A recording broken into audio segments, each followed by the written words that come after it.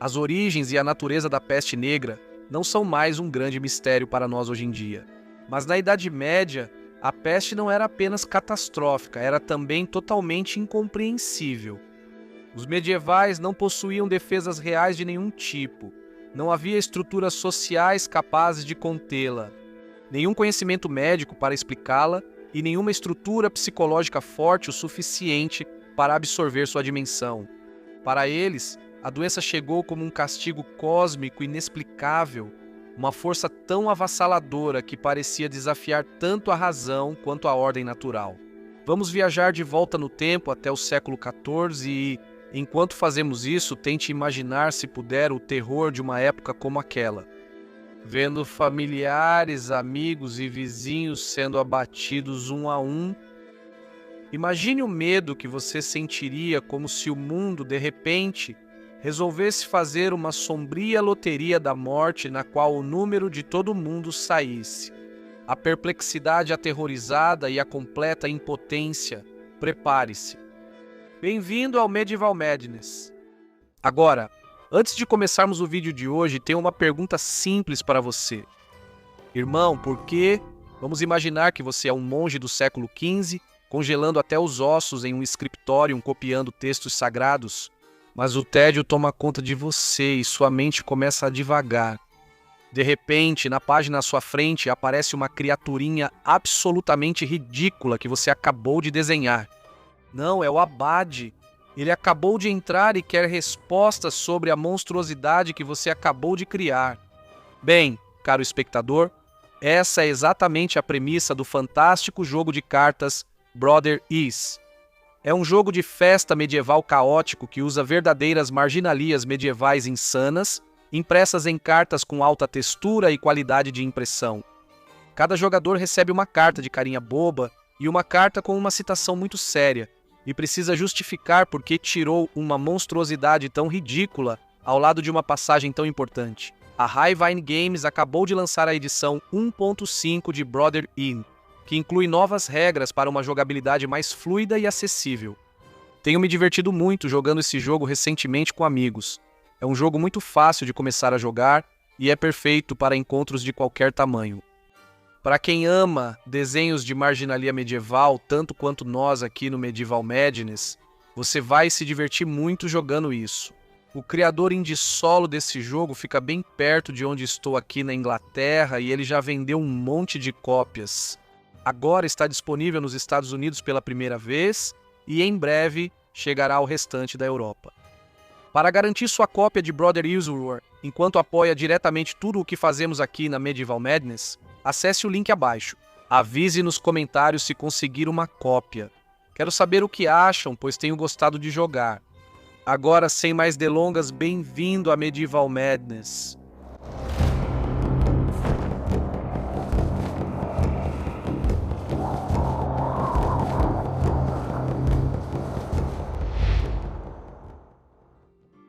O começo do fim. Gabriel de Mussis nos deixou um relato vívido dos primórdios da peste negra em seu manuscrito, chamado de forma encantadora de The Great Dying. Citação: em 1346, nos países do Oriente, inúmeros tártaros e sarracenos foram abatidos por uma doença misteriosa que trazia morte súbita.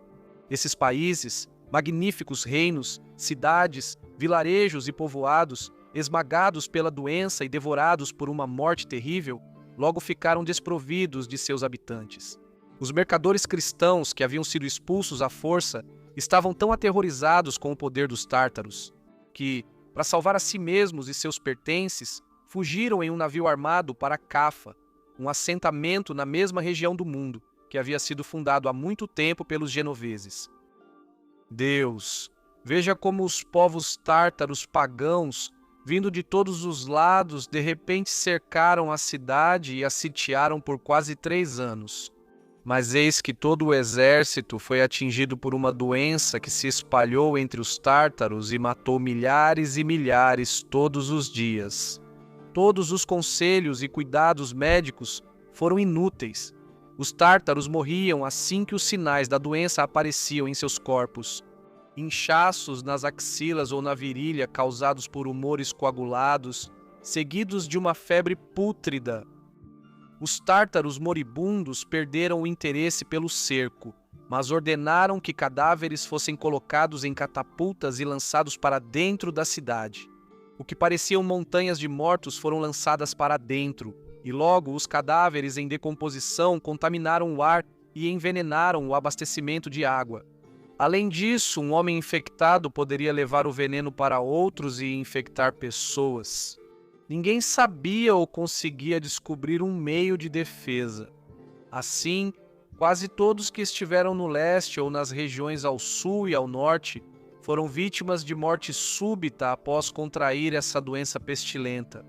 A escala da mortalidade e a forma como ela ocorreu convenceram aqueles que sobreviveram, chorando e lamentando por esses acontecimentos amargos, de que o juízo final havia chegado. Agora, aconteceu que Cafa, na Crimeia, era um importante centro comercial que conectava a Ásia à Europa.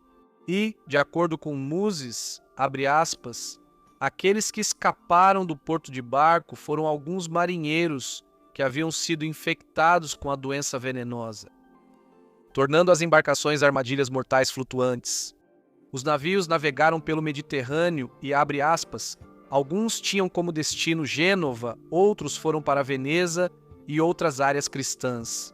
Quando os marinheiros chegaram a esses lugares e se misturaram com as pessoas de lá, era como se tivessem trazido espíritos malignos com eles.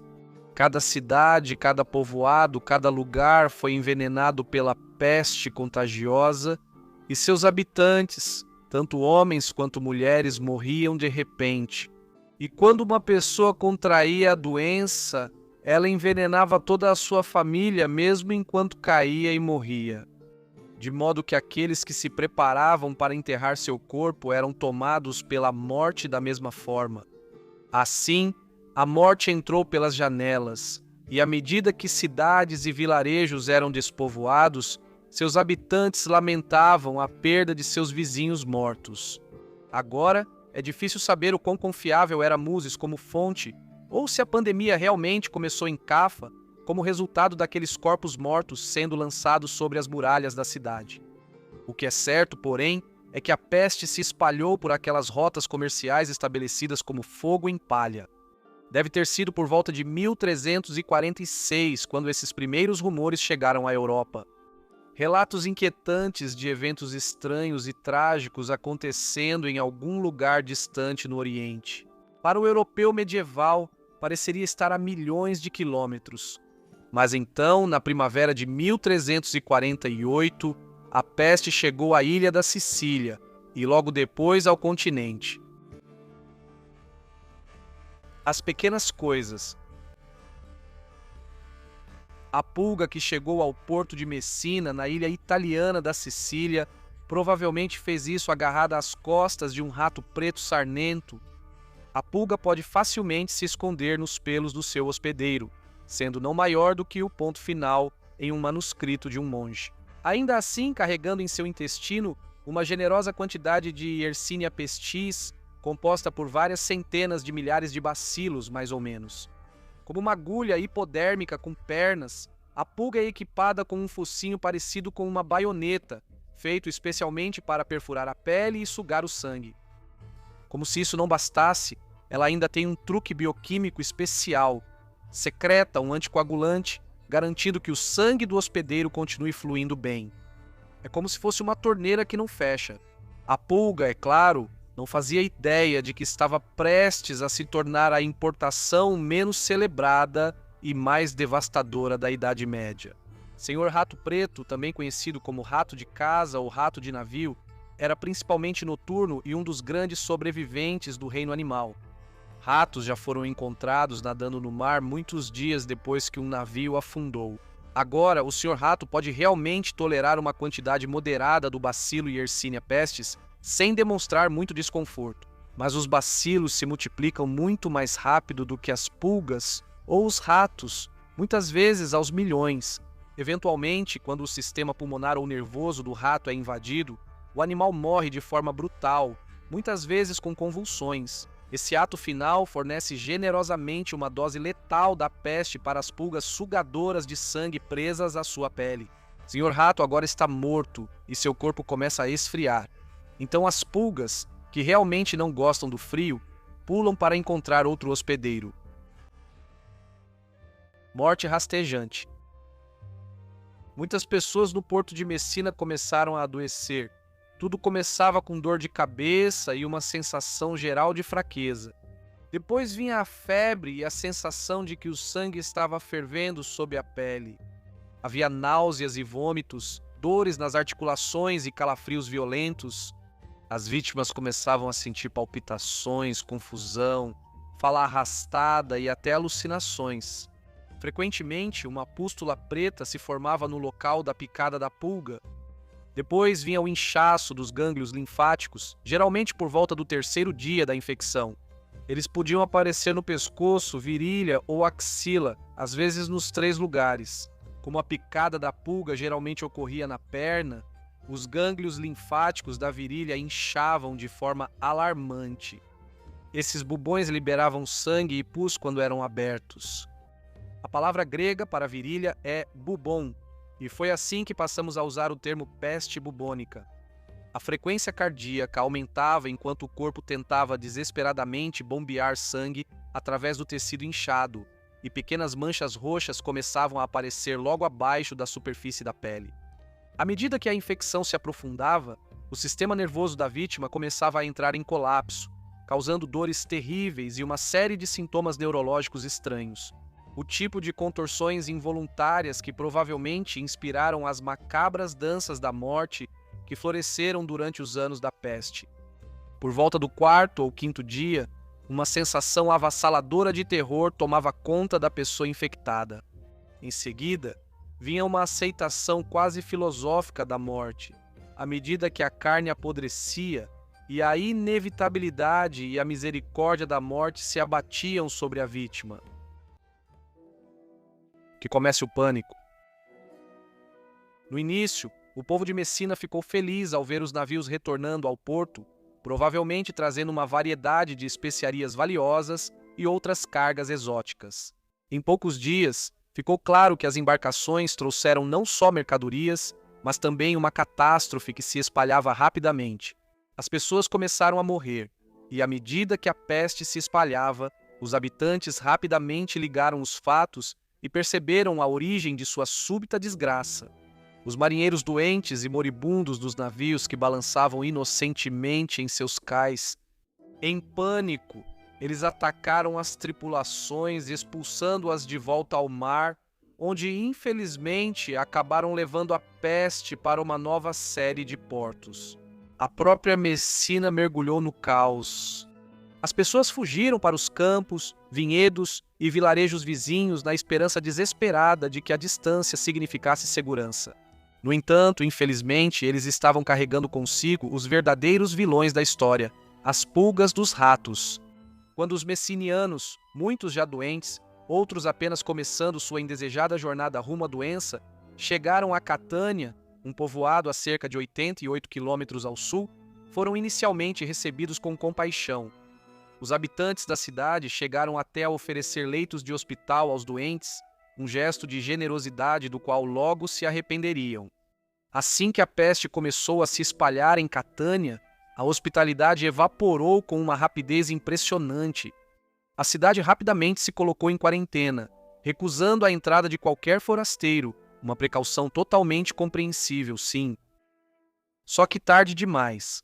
Abre aspas, os doentes, escurecendo, cambaleando e entrando e saindo do delírio, tornaram-se objetos de repulsa em vez de piedade, como se a simples presença deles ofendesse o ar. Tudo neles exalava um fedor terrível. O suor, os excrementos, o cuspe, o hálito deles eram tão fétidos que chegavam a ser insuportáveis. A urina deles era turva, espessa, preta ou vermelha. Mortos-vivos medievais. Hoje é difícil para nós imaginarmos o horror absoluto e o medo que os medievais sentiam. Tente se lembrar para os dias confusos do início da Covid, quando ninguém sabia o que estava acontecendo, quem estava mais em risco, quão virulenta era a doença, e ainda assim tínhamos a medicina moderna para recorrer. Esse período de nossas vidas só pode nos dar uma pequena ideia da pressão que os medievais devem ter sentido durante a peste negra. Era a velocidade com que tudo acontecia que mais assustava.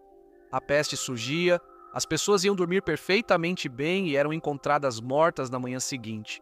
Histórias sombrias se espalhavam quase tão rápido quanto a doença, alimentando o pânico. Dizia-se que padres que cuidavam dos doentes podiam contrair a doença com apenas um toque, e então morrer ainda mais rápido do que seus pacientes. As pessoas trancavam as portas de casa e pintavam uma cruz para avisar que havia uma vítima da peste ali. Alguns tomavam banho de urina ou ficavam perto das latrinas para respirar os odores desagradáveis na esperança de tentar se proteger. Desesperados, alguns até bebiam o pus dos bubões de outras vítimas. Por toda a Itália havia devastação. Em Siena, cães vadios arrastavam cadáveres de suas sepulturas e os deixavam meio devorados pelas ruas. Em Veneza, acreditava-se que até 600 pessoas morriam todos os dias. Em Milão, as vítimas da peste eram emparedadas dentro de casa com toda a família, estivessem os outros doentes ou não. Imagine crianças pequenas sendo emparedadas em suas casas com os corpos mortos de seus pais, cheios de pus ao lado delas, cobertos de moscas e apodrecendo no calor. Imagine os gritos delas durando dias e dias enquanto morriam lentamente de fome. A peste avançou de forma constante pela Europa continental. No verão de 1348, ela já havia alcançado as cidades costeiras de Southampton e Bristol, já que muitos portos ainda mantinham contato diário com o continente. As pessoas certamente ouviram os relatos horríveis que vinham do continente. Talvez eles acreditassem que a mortalidade assustadora estava atingindo seus vizinhos europeus como uma punição divina por suas ofensas passadas e que poderia poupá-los. Não, tenho certeza de que não é nada sério. A Inglaterra já está há 10 anos na Guerra dos 100 Anos com a França, então deve ser só Deus dando um pouco de castigo. Não. Infelizmente eles estariam muito enganados, como registrado por Geoffrey de Baker. No 7º ano após o início, chegou à Inglaterra e começou primeiro nas cidades e portos junto às costas do mar. Isso deixou o país praticamente vazio de habitantes, de modo que quase ninguém restou vivo. Mas por fim, chegou a Gloucester, sim, até mesmo a Oxford e a Londres, e finalmente se espalhou por toda a Inglaterra. E assim dizimou o povo de tal forma que mal restou uma em cada 10 pessoas vivas. Muito obrigado por assistir a este episódio de Medieval Madness. Se você gostou deste vídeo, por favor, considere se inscrever no canal, pois lançamos um novo vídeo toda semana sobre tudo relacionado à Idade Média. Mas se uma vez por semana não é suficiente para você, então por que não conferir o nosso Patreon, onde publicamos um episódio bônus todo mês e, é claro, todos os que já estão lá também ficarão disponíveis para você. Custa apenas 3 libras por mês e apoia diretamente o trabalho que fazemos aqui no Medieval Madness. Além disso, temos um nível de 9 libras por mês para aqueles que querem nos apoiar ainda mais. E você pode ter seu nome exibido na tela ao final de cada episódio assim. Muito obrigado a todos e como sempre nos vemos na próxima semana para mais um vídeo. Até lá, espero que todos tenham uma semana incrível. Valeu!